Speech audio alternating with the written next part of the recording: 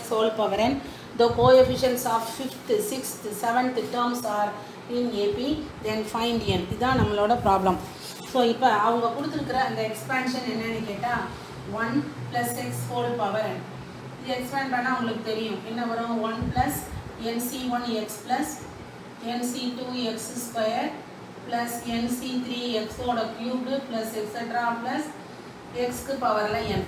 இப்போ இதுலையும் அவங்க கோஎஃபிஷியன்ட் அப்படின்னு எதை மென்ஷன் பண்ணுறாங்கன்னா பைனாமியல் கோஎஃபிஷியன்ஸை மென்ஷன் பண்ணுறாங்க. இதில் T5, T6, T7 இவங்களுடைய அந்த பைனாமியல் கோஎஃபிஷியன்ஸ் வந்து ஏபியில் இருக்குதுன்னு சொல்கிறாங்க. முதல்ல அந்த T5 என்னன்னு எழுதுவோம். ஃபார்முலா படி TR+1 அப்படின்னா இது ஃபஸ்ட்டு டேர்ம், இது செகண்ட் டேர்ம், அதாவது NCR கரெக்டாக. இங்கே 1னா இது 1, இது 2னா 2. அப்போ இங்கே இது கீழே R வந்தால் இங்கே பவரில் என்ன வரும் R. அப்போ இதுதான் வந்து ஃபார்முலா. R+1 டேர்ம் வந்து இதுதான் உனக்கு. இப்போ இதை வச்சுட்டு இப்போ நம்ம என்ன செய்யணும், T5, T6, T7 நம்ம எழுதணும் கரெக்டாக. ஸோ கோஎஃபிஷியன்ட் ஆஃப் T5 என்ன கோஎஃபிஷியன்ட், பைனாமியல் கோஎஃபிஷியன்ட்ஸ். அப்போ இதில் கோஎஃபிஷியன்ட் எதுன்னு கேட்டால் இந்த NCR தான் பைனாமியல் கோஎஃபிஷியன்ட். R+1னா NCR. அப்போ இங்கே 5 போட்டிருக்கு. அப்போ NC 5னா 4 கரெக்டாக. அப்போது எல்லாத்தையும் கம்மா போட்டுக்கிட்டு எழுதலாமே.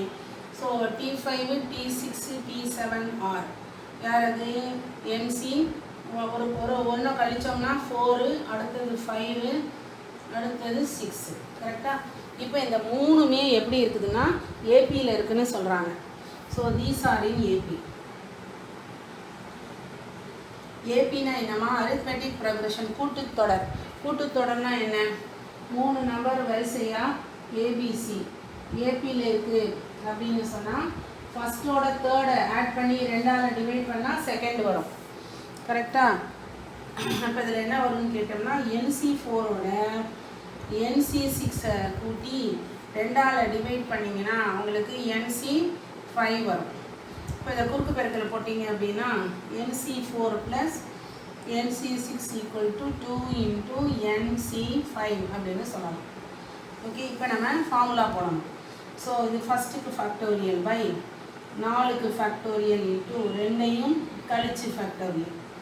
இதில் ஃபஸ்ட்டுக்கு ஃபேக்டோரியல் பை செகண்டுக்கு ஃபேக்டோரியல் இன்ட்டு 2ஐயும் கழிச்சு ஃபேக்டோரியல் ஈக்குவல் டு 2 இன்ட்டு ஃபஸ்ட்டுக்கு ஃபேக்டோரியல் பை கீழே 5க்கு ஃபேக்டோரியல் இன்ட்டு 2ஐயும் கழிச்சு ஃபேக்டோரியல்.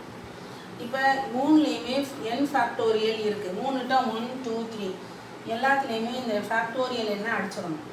அடிச்சுட்டு பார்த்தீங்கன்னா என்ன வருது, 1 இது வந்து 4 factorial into n - 4 factorial plus இது 1/6 factorial into n - 6 factorial is equal to 2 இது 5 ஃபேக்டோரியல் இன்ட்டு n - 5 ஃபேக்டோரியல் அப்படின்னு வருது. இப்போ ரொம்ப கேர்ஃபுல்லாக இப்போ நம்ம எல்சிஎம்லாம் எடுத்து நம்ம பண்ணணும். ஸோ இப்போ என்ன செய்யலாம் அப்படின்னு கேட்டால் முதல்ல இந்த 2ஐ பாருங்கள். இந்த 2லேயுமே இதில் வந்து 4 ஃபேக்டோரியல் இருக்குது, இதில் 6 ஃபேக்டோரியல் இருக்குது. இதில் சின்ன 4 ஃபேக்டோரியல் அப்படியே வச்சுட்டு இதை வந்து நம்ம என்ன செய்யலாம், ஆக்சுவலாக நம்ம 2க்குமே எல்சிஎம் எடுத்தால் கொஞ்சம் நல்லாயிருக்கும். முதல்ல பிரித்து எழுதிக்கிட்டு எல்சிஎம் எடுத்தால் அவங்க நல்லாவே புரியும். நான் இப்போ அதை தான் பண்ண போகிறேன். அப்போது முதல்ல ஈக்குவல் டு போட்டுக்கிறேன். இந்த 4 பெருசா 6 பெருசானா 6 தான் பெருசு. அப்போ இந்த 4 ஃபேக்டோரியலை நான் ஒன்றும் செய்யலை கரெக்டாக. அடுத்தது இந்த 6 ஃபேக்டோரியலை நான் எப்படி எழுதலாம்னு கேட்டால் 6 × 5 × 4 ஃபேக்டோரியல்னு போடலாம். இங்கே 4 வர வரைக்கும் நான் இதை எக்ஸ்பேண்ட் பண்ணி வச்சுக்கணும். இப்போ இந்த n - 4ஐயும் இந்த n - 6ஐயும் பார்த்தா இதை விட இது வந்து 2 கூட, இதில் 2 குறைச்சா இது வரும். அப்போ அந்த சின்னதாக இருக்குல்ல இந்த n - 6 ஃபேக்டோரியலை நான் அப்படியே வச்சுக்கணும். இப்போ இதை நான் எக்ஸ்பேண்ட் பண்ணணும். இது எப்படி எக்ஸ்பேண்ட் பண்ணுறது அப்படின்னு கேட்டால் ஃபஸ்ட்டு n - 4 அதில் ஒரு 1 குறைச்சோம்னா n - 5 அதில் ஒரு 1 குறைச்சா n - 6க்கு ஃபேக்டோரியல். கரெக்டாக ரொம்ப க்ளோஸாக எழுதியிருக்கேன், புரியலை. ஸோ கொஞ்சம் தள்ளி எழுதுகிறேன். இப்போ தான் இடம் பத்தும். ஸோ நடுவில் ப்ளஸ் போட்டுக்கிறேன். ஸோ இங்கே என்ன இருக்குது, ஃபஸ்ட்டு 1 முதல்ல என்னமா சொன்னேன், மேலே 1 தாம்மா, ஆஸ் யூஷுவல் மேலே 1 தான் இருக்குது. இந்த கீழே வந்து இந்த 4 ஃபேக்டோரியலை நான் ஒன்றும் டச் பண்ணலை. என்ன இந்த 6 ஃபேக்டோரியல் என்ன செய்கிறோம்னா 6 × 5 × 4க்கு ஃபேக்டோரியல்னு போட்டுட்டு அடுத்தது இது n - 6க்கு ஃபேக்டோரியல். இப்போ இதை பிரிக்கணும். இது வந்து n - 4 × ஒரு 1 கழிச்சா n - 5 அப்புறம் ஒரு 1 கழிச்சா n - 6 ஃபேக்டோரியல். அந்த பக்கம் that is equal to 2 by அது எவ்வளோ 5 ஃபேக்டோரியல் இன்ட்டு n - 5 ஃபேக்டோரியல் அப்படின்னு இருக்குது. இதை கூட நம்ம என்ன செய்யலாம், பிரிக்கலாம். இதை நம்ம என்ன செஞ்சுருக்கோம்னா n - 6 வரைக்கும் காட்டியிருக்கோம். அப்போ நம்ம இதையும் நம்ம அதே மாதிரி எழுதுனா கேன்சல் பண்ண ஈஸியாக இருக்கும்.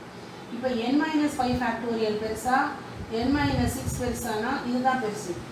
அப்போ இதை வச்சு நம்ம எக்ஸ்பேண்ட் பண்ணும்போது n - 5 இன்ட்டு n - 5ல் ஒரு 1 குறைச்சோம்னா n - 6க்கு ஃபேக்டோரியல். இப்போ 1 2 3 டேர்ம், இந்த 3லையுமே நம்ம என்ன செய்யலாம்னு இந்த இதை கூட மாற்றிருக்கலாமே. இப்போ எப்படி நம்ம இந்த 6 ஃபேக்டோரியலை மாற்றணுமோ அதே மாதிரி 5 ஃபேக்டோரியலையும் மாற்றிருக்கலாம் 4 வரைக்கும். அப்போ அந்த 5 ஃபேக்டோரியல் எப்படி எழுதலாம்னா 5 × 4க்கு ஃபேக்டோரியல். இப்போ சூப்பராக இருக்குது. இப்போ பாரு 1 2 3லையுமே 4 ஃபேக்டோரியல், இங்கேயும் 4 இங்கேயும் 4. அப்போ அந்த 4 ஃபேக்டோரியலை ஃபுல்லாக முதல்ல அடிச்சிடணும். இங்கேயும் n - 6 ஃபேக்டோரியல் 3 இடத்துல இருக்குது, அதுவும் போயிடும். இப்போ ஃபேக்டோரியலே இல்லாமல் என்ன வருது? ஸோ இங்கே ஃபஸ்ட்டில் 1 / n - 4 × n - 5 இருக்குது. அடுத்ததில் 1 / இங்கே ஒரு 6 5, இப்போ மொத்தம் வந்து 30. வேறு எதுவுமே இல்லை, ரெண்டும் கட் ஆகிடுச்சு. That is equal to 2 divided by இங்கே ஒரு 5 இருக்குது, அப்புறம் ஒரு n - 5 இருக்குது. கரெக்டாக? இப்போ இதை இங்கே கொண்டு வா, இந்த 1/30 அங்கே கொண்டு போ. இல்லைன்னா இந்த 1/30 இங்கேயே இருக்கட்டும், இந்த டேர்மை அங்கே கொண்டு போங்க. அப்போ 2/5 × n - 5 மைனஸ் 1/n - 4 × n - 5 அப்படின்னு வரும். ஸோ நீங்கள் கீழே எல்சிஎம் எடுத்தீங்கன்னா 5 வரும், n - 5 வரும், n - 4 வரும். ஸோ இங்கே இல்லாத n - 4 இங்கே மல்டிப்ளை ஆகும். இப்போ 2 × n - 4. அடுத்து இதில் இல்லாத டேர்ம் எது? இந்த ரெண்டுலேயுமே இல்லாதது, சாரி 1 2 3 இதில் இது ரெண்டும் இருக்குது, 5 தான் காணும்.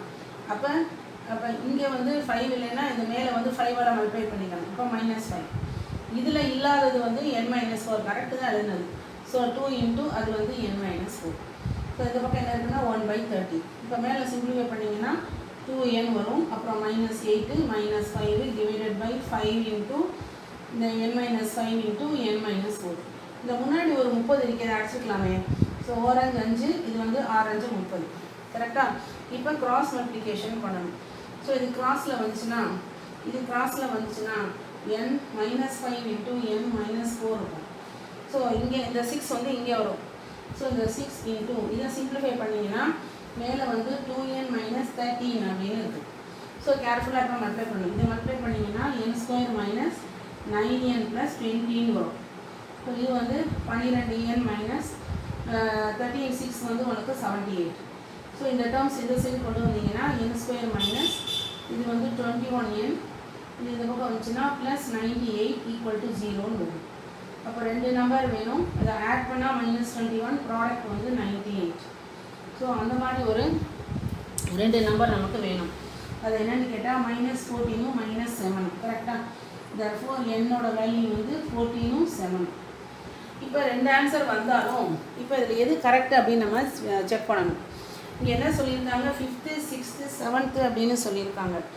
அப்போ நிச்சயமாக இந்த 5th 6th 7th அப்படிங்கிறது இந்த r+1, ரைட்டா? அப்போ நம்ம நம்பர் வந்து நிச்சயமாக அதை விட n வந்து அவங்கள விட பெருசாக இருக்கணும். அப்படி பார்க்கும்போது ரெண்டுமே correct. So either this or this. Okay, bye.